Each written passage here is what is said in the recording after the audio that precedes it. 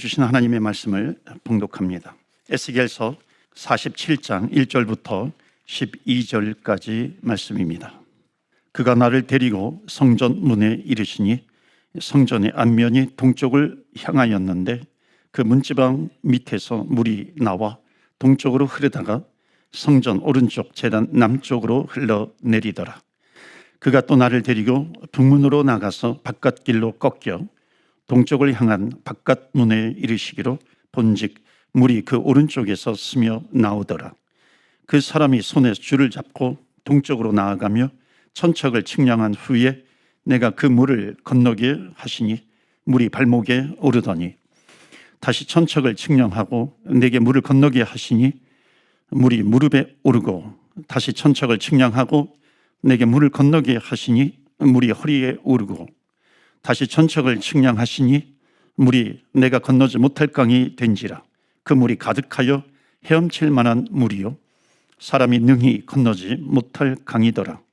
그가 내게 이르시되 인자야 내가 이것을 보았느냐 하시고 나를 인도하여 강가로 돌아가게 하시기로 내가 돌아가니 강 좌우편에 나무가 심이 많더라.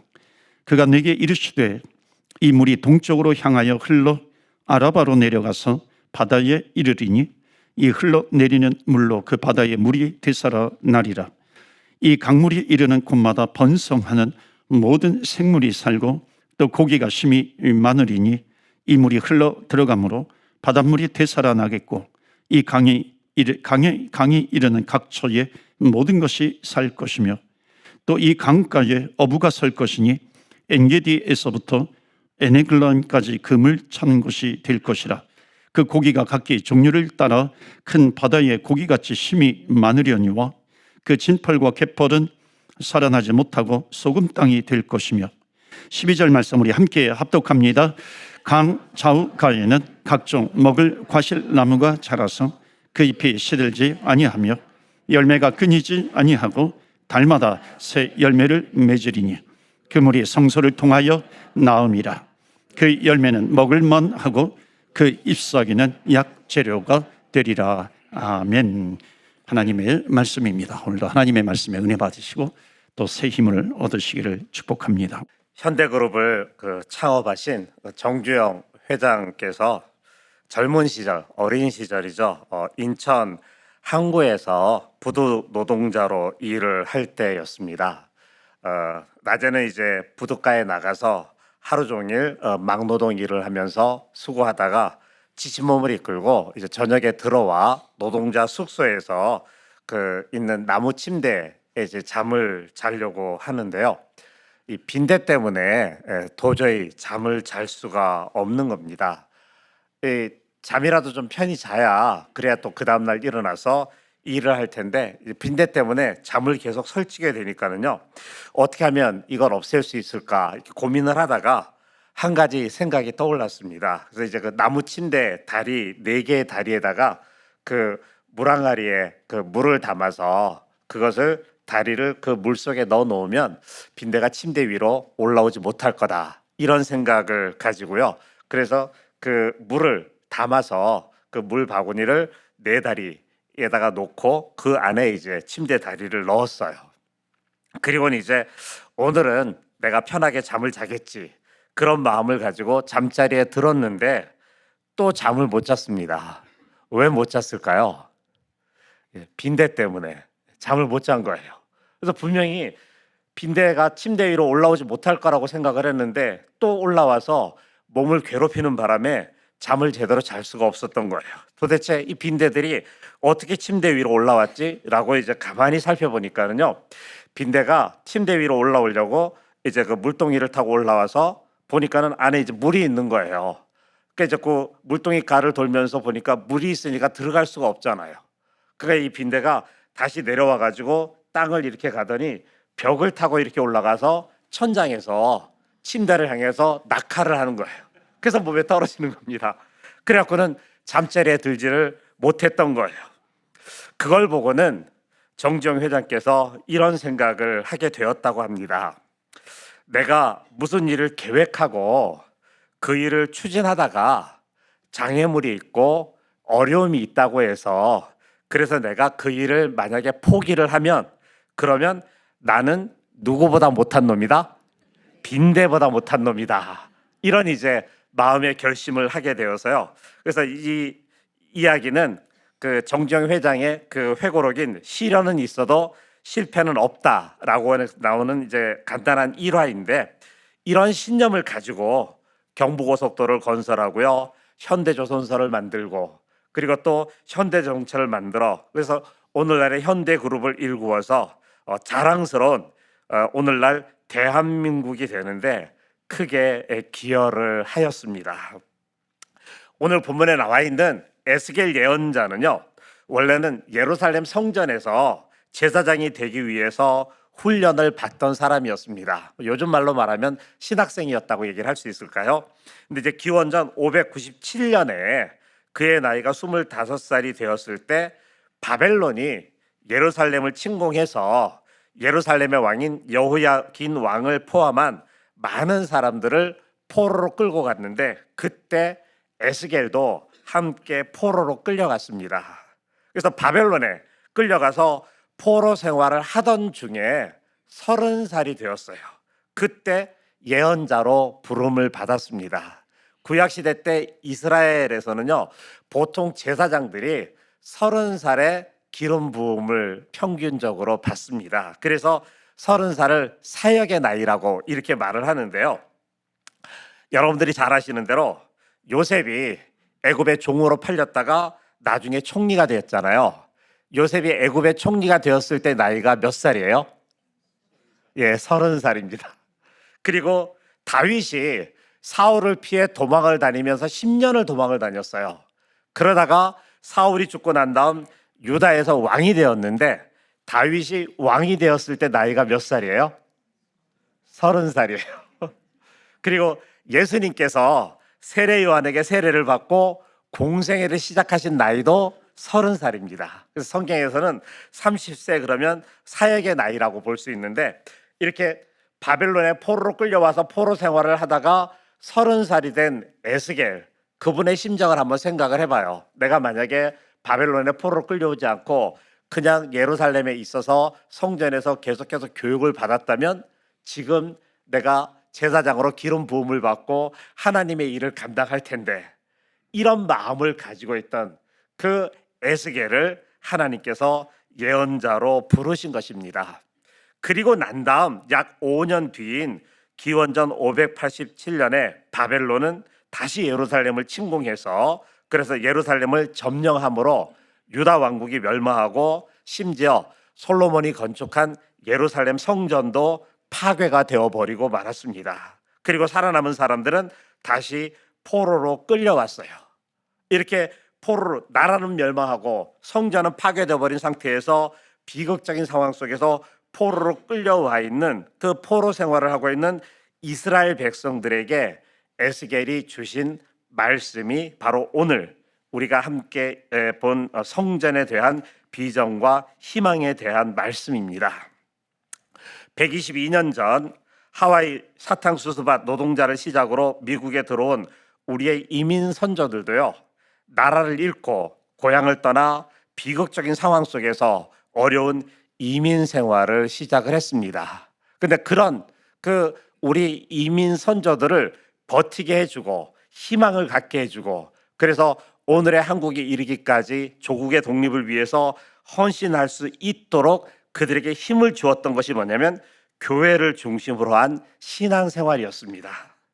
그런 걸 보면은요, 오늘 이민 생활을 하고 있는 저와 여러분들에게도 신앙이 삶의 중심이고 원동력인 줄로 믿습니다. 에스겔은 나라가 멸망하고 성전도 파괴되어 버리고, 그리고 고향을 떠나, 그리고 바벨론에 포로로 끌려와서 포로 생활을 하고 있는 그 절망적인 상황, 그 어려운 상황 가운데 있으면서도, 그런 혹독한 시련 가운데 있으면서도 결코 좌절하지 않고요, 실패는 없다라고 하는 믿음을 가지고 하나님께서 세워주실 성전의 모습을 백성들에게 분명하게 보여주고 있습니다. 성전에서 흘러나온 물이 흘러가는 곳마다 죽었던 바다가 살아나고 강가의 과실나무는 1년 12달 열매를 맺고 그 잎사귀는 약재료로까지 쓰이는 놀라운 역사가 나타나고 있는 겁니다. 성전의 문틈에서 흘러나오는 물이 무엇입니까? 오늘 우리가 지금 주님 앞에 나와서 예배를 드리고 있잖아요. 이 성전에 지금 닫혀있는 저 문틈을 통해서 바깥으로 무언가 물이 새어나갈 텐데 그 물이 무엇일까요? 아마 성가대에서 찬양할 때 그 아름다운 찬양의 음성이 그 문틈을 통해서 밖에 있는 곳으로 흘러나갑니다. 우리 찬양을 인도하는 찬양자들의 그 아름다운 노랫소리, 그리고 또 기도로 하는 그 기도의 음성, 하나님께 말씀을 함께 나누는 이 말씀의 음성, 이것이 바로 성전의 문틈을 통해서 흘러나가는 것을 보게 되면 성전에서 문틈에 흘러나가는 그 물은요, 찬양의 물, 기도의 물, 말씀의 물입니다. 그런데 이렇게 이 찬양과 기도와 말씀의 물을 모두 다 품고 가슴에 품고 이 예배가 끝나면 이 문을 열고 나아가는, 흘러나가는, 강물처럼 흘러나가는 물결이 있는데 바로 그것이 오늘 이 자리에서 함께 예배를 드리고 있는 저와 여러분들인 줄로 믿습니다. 그런 의미에서 성전에서 흘러나오는 물은요, 오늘 예배를 드리고 다시 세상으로 나아가는 하나님의 성도들입니다. 이 성전에서 흘러나온 성도들이 세상으로 나아갈 때 그들이 나아가는 곳곳마다 그곳에 놀라운 변화가 나타납니다. 죽었던 물고기가 살아나는 것처럼 회복의 역사가 있고요. 그리고 날마다 열매를 맺고 잎사귀는 약재료로까지 쓰이는 놀라운 생명의 역사가 나타나는 거예요. 그래서 오늘 저는 설교의 제목을 성전의 물, 변화의 능력이라고 했습니다. 성전의 물은 바로 성도들입니다. 그리고 성도들은요, 세상을 변화시키는 놀라운 능력이 있습니다. 오늘 그 믿음의 비결이 무엇인지 우리가 함께 은혜를 나누어 보고자 합니다. 첫 번째로 성전에서 나온 물이 동쪽으로 흐른다고 했습니다. 동쪽은요, 해가 뜨는 곳입니다. 앞쪽입니다. 내일이 있는 곳입니다. 출애굽한 이스라엘 백성들이 40년 동안 광야 생활을 할 때 이동하는 성전이었던 성막을 설치할 때에는 반드시 그 문을 동쪽으로 나도록 했습니다. 그래서 성경에서 앞쪽은요, 동쪽이에요. 그리고 나중에 솔로몬이 예루살렘 성전을 건축할 때도 성전의 문은 동쪽으로 나도록 그렇게 되어 있습니다. 그래서 이스라엘 백성들이 하나님을 만나러 성전에 들어갈 때는요, 서쪽을 향해서 들어가요. 그렇죠. 서쪽을 향해서 들어가는, 동쪽 문으로 들어가니까 서쪽을 향해서 들어갑니다. 서쪽은 해가 지는 곳이고요, 어둠이 깔리는 곳입니다. 백성들이 하나님을 만나기 위해서 성전으로 들어갈 때는요, 세상의 걱정과 근심, 그리고 그 지난 한 주간에 지었던 잘못된 죄들을 가슴에 안고, 그리고 하나님을 만나러 옵니다. 그리고 하나님께 그 모든 것을 다 내려놓는 거예요. 맡기고, 그리고 하나님을 만나 죄사함을 받은 성도들은 그 모든 걱정과 근심을 하나님 앞에 내어 맡기고, 그리고 동쪽 문을 향해서, 해가 뜨는 동쪽을 향해서 세상으로 다시 나옵니다. 바로 그것이 하나님께서 성전의 문을 동쪽으로 향하도록 한 이유예요. 그 한국의 서울의 그 압구정동에 가면 교회들이 많이 있잖아요. 우리 감리교회 대표적인 교회인 광림교회, 장로교회 대표적인 교회인 소망교회를 비롯해 갖고 많은 교회들이 있어서 주일날 거리가 참 분주합니다. 성도들이 예배를 드리기 위해서 움직이니까는요. 그래서 이제 그 주일날 거리에서 이제 교통 정리를 하는 교통 경찰이 있는데, 이는 이제 주일날 나와서 일을 하니까 교회에 출석을 못 하는 거죠. 근데 이제 와서 교통 정리를 하다가 보면 여러 교회에서 예배를 드리고 나오는 사람들의 모습을 보게 되는데, 어떤 교회는 예배를 드리고 나오는 교회 교인들의 모습이 그렇게 별로 좋지가 않은 거예요. 어두운 것 같기도 하고, 그리고 또 그런데 또 어떤 교회는 보면 그 얼굴들이 밝아요. 해맑고 좋아요. 그러니까 이제 그 모습을 보면서 저 교회는 무슨 일이 있었지? 저 교회는 어떤 일이 있었길래 저렇게 교우들이 저렇게 해맑은 얼굴을 하고 기쁜 마음으로 이렇게 나올까? 이런 생각을 은연중에 하게 되었는데, 하루는 시골에서 올라온 한 사람이 주일이 되니까 이제 서울에 있는 어느 교회에 가서 내가 그래도 주일이니까 예배를 드려야 되겠다, 이래서 교회를 찾지를 못하니까 길을 가다가 교통경찰이 있으니까 교통경찰에게 물어보는 거예요. 제가 원래 교회 다니는 사람인데 지방에서 올라와서 어느 교회 가서 예배를 좀 드리고 싶은데 교회를 어디 좀 소개시켜 줄 수 없겠느냐. 그랬더니 교통경찰관이 손을 가리키면서 저 교회 가서 예배 드리세요 라고 이제 교회를 가리키는 거예요. 그가 가리킨 교회가 어떤 교회일까요?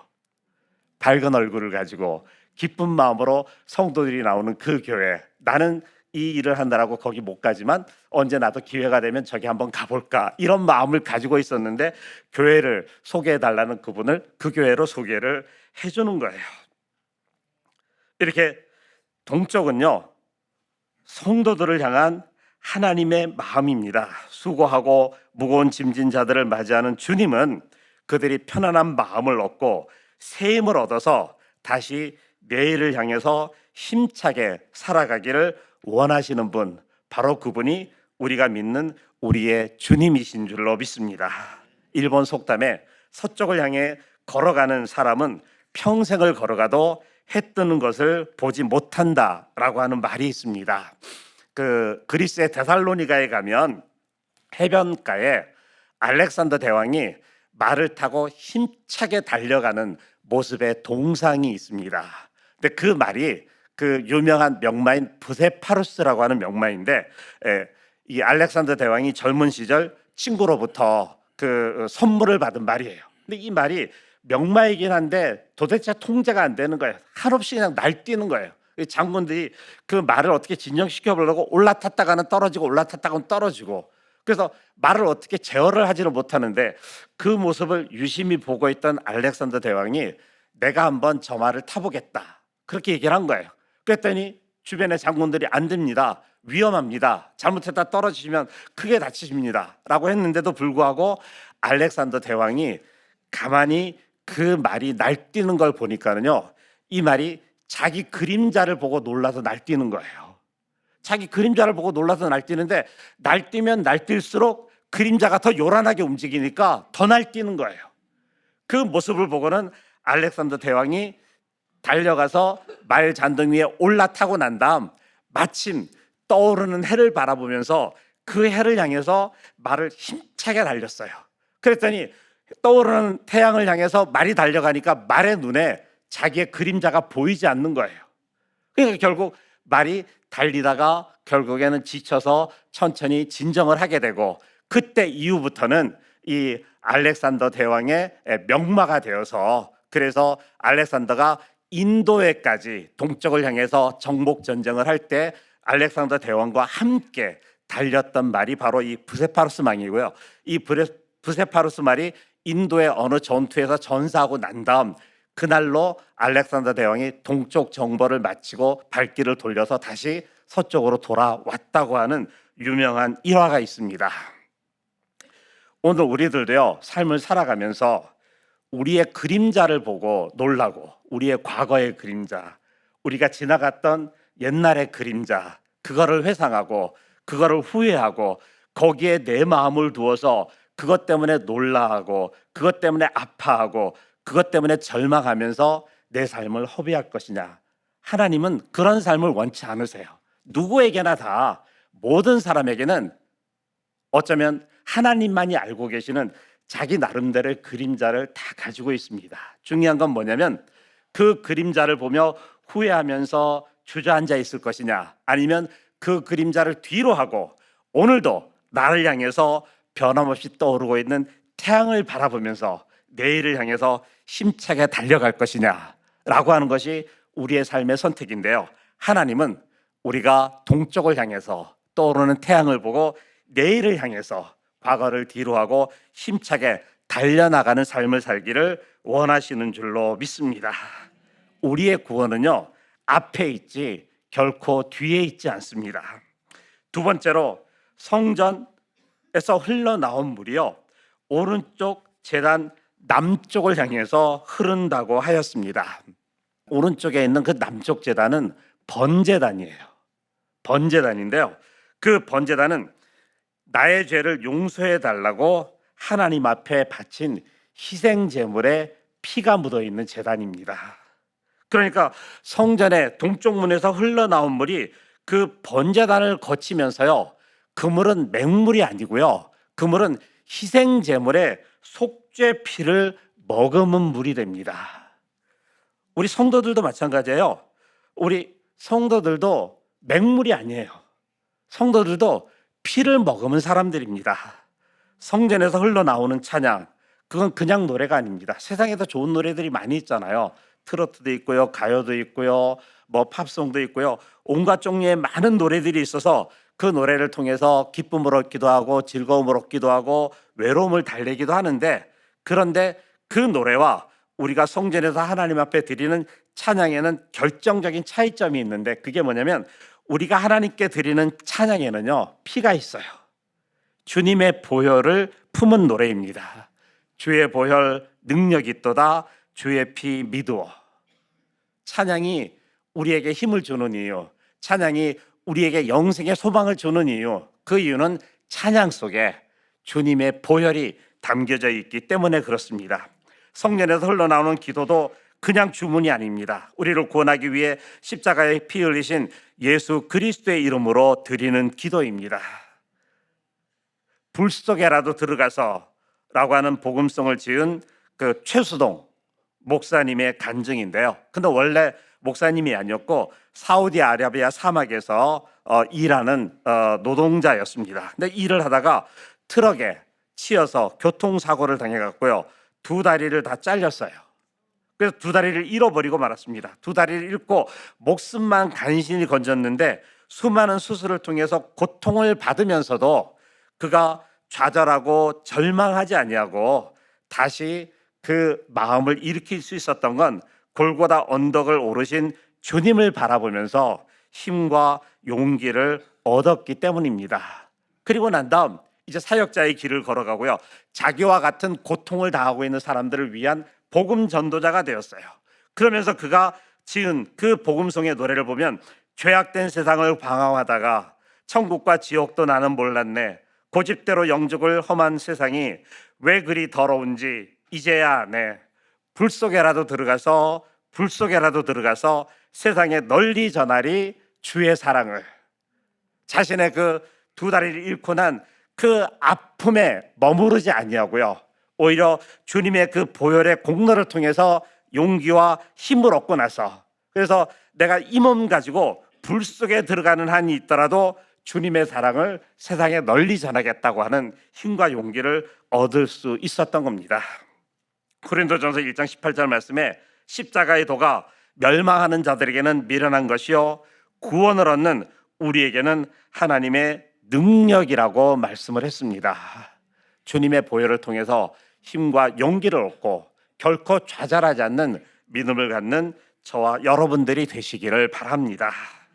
그리고 마지막 세 번째로는요, 성전에서 흘러나온 물을 이제 1,000척 측량을 하니까 물이 처음에는 발목에 오르고 그 다음에는 무릎에, 그 다음에는 허리에, 그 다음에는 헤엄쳐도 능히 건너지 못할 만큼의 큰 강물이 되었다고 했습니다. 근데 여기서 이제 그 척의 1,000척이라고 하는 길이를 재는 그 척이라고 하는 말이 히브리어로는 규빗이라고 얘기를 하는데요. 이 규빗은 어른의 팔꿈치에서부터 손끝까지의 길이를 얘기합니다. 대략 한 45cm 정도가 되는데요. 이걸 이렇게 1,000번을 재니까, 그러니까 그 물이 처음에는 발목에, 그 다음에 또 1,000번을 재니까 무릎에, 이렇게 물이 점점점 차올라서 큰 강물을 이루게 되었다고 하는 거예요. 오늘 그 교회 소식에 보니까는요, 우리 교회가 성경 통독 300번 목표를 두고 있는데요. 여러분들이 이렇게 성경책을 펼치고 난 다음에 한 장 넘기려면 팔굽을 탁 대고 손을 이렇게 한번 넘쳐야 되잖아요. 이렇게 해서 한번 1,000번만 움직이시면 성경 한번 통독하실 수 있어요. 예, 성경 한번 통독하실 수 있어요. 그러니까 사실 우리는요, 예배만 드리러 왔다 갔다 하는 것 같지만 자기도 모르는 사이에 우리의 믿음이 성장을 하고 있습니다.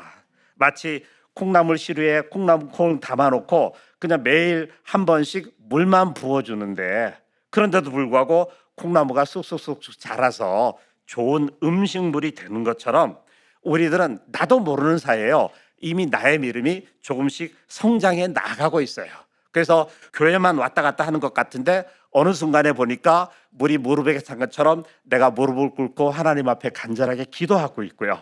그 다음에는 물이 허리에 찬 것처럼 내 허리를 이용해서 온갖 봉사를 교회 안에서 합니다. 찬양을 하고 그리고 또 안내를 하고 또 이제 여성교회로서 이렇게 찬양대로서 다양한 봉사활동을 하게 되고요. 그러다 보면 이제 물고기가 물속에서 헤엄치든 그리스도 안에 거하는 존재가 됩니다. 이럴 때 이 물이 나아가는 곳에 바닷물이 살아나는 놀라운 역사가 나타나는 거예요. 낙심했던 사람이 용기를 얻고 절망 가운데 있던 사람이 희망을 품게 됩니다. 강 좌우가에 있는 과실나무가 잎이 시들지 않고 달마다 새 열매를 맺는다 그랬는데요. 갈라디아서 5장 22절 23절 말씀해 보면 오직 성령의 열매는 사랑과 희락과 화평과 오래 참음과 자비와 양성과 충성과 온유와 절제니라고 하는 말씀처럼 매일매일 성도들의 삶 속에서 사랑과 기쁨 그리고 화평과 인내 충성과 온유와 같은 믿음의 열매를 거두는 삶을 살아가고 있는 거예요. 그런 삶을 사는 그 성도들, 그 나무의 잎사귀가 약재료로 쓰이는 것처럼 그 성도들은 사람의 마음을 아프게 하는 것이 아니라 아픈 마음을 싸매어주고요, 달래어주고 치유해주는 귀한 말들을 하는 사랑의 사도들이 되는 것이죠.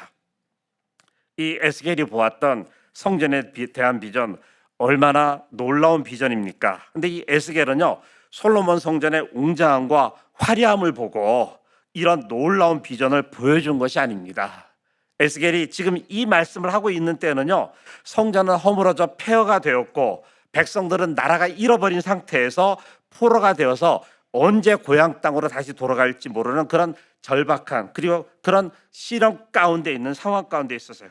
그런데도 불구하고 에스겔은 성전에 대한 환상과 비전을 보았고요.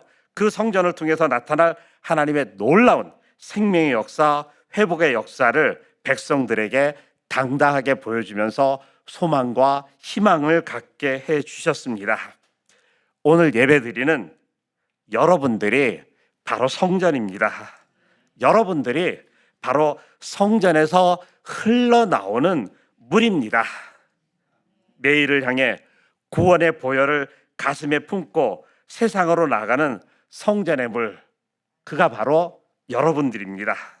어디를 가든지 누구를 만나든지 무엇을 하든지 위로와 용기를 주고 죽을 마신 사람에게 살맛이 나게 하고요, 상처받은 영혼을 치유하여 회복시키는 하나님의 놀라운 변화의 능력이 여러분들의 삶 속에 나타나시기를 주님의 이름으로 축원합니다.